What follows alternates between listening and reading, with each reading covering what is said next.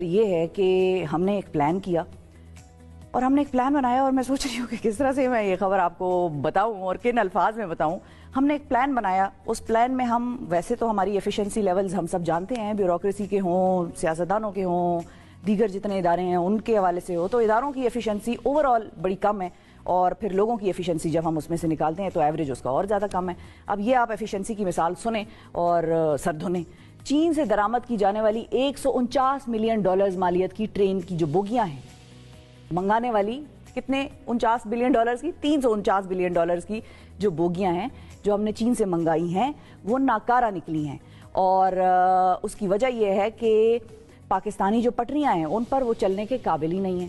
تو ہم نے چین سے بوگیاں منگائیں, ہزاروں ڈالر ان کو دیے, وہ بوگیاں ہماری پٹریوں پر چل نہیں سکتی. ہم نے پٹریاں میجر نہیں کی ہوئی تھی, ہماری پٹریوں میں وہ سخت صلاحیت تھی نہیں کہ ہم چین کی بوگیاں اس پر چلوائیں. اس معاہدے نے سے قبل جو ہے چین میں ان بوگیوں کی جانچ پڑتال کرنے والے ایسا نہیں ہے کہ اہلکار نہیں تھے,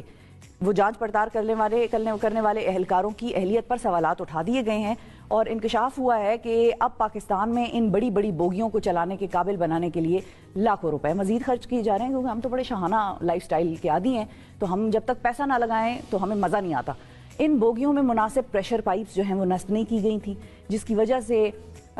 اس کی جو بریکس ہیں وہ صحیح طریقے سے کام نہیں کر رہی تھی اور سفر کے دوران حادثات کے خطرات بڑھ گئے تھے. اب اس کی وجہ سے پاکستان میں ان کی مرمت کی جا رہی ہے اور ان میں ضروری پائپس نصب کیے جا رہے ہیں. اچھا, ان بوگیوں کو درآمد کرنے سے پہلے ان کی جانچ پڑتال کرنے کے لیے 88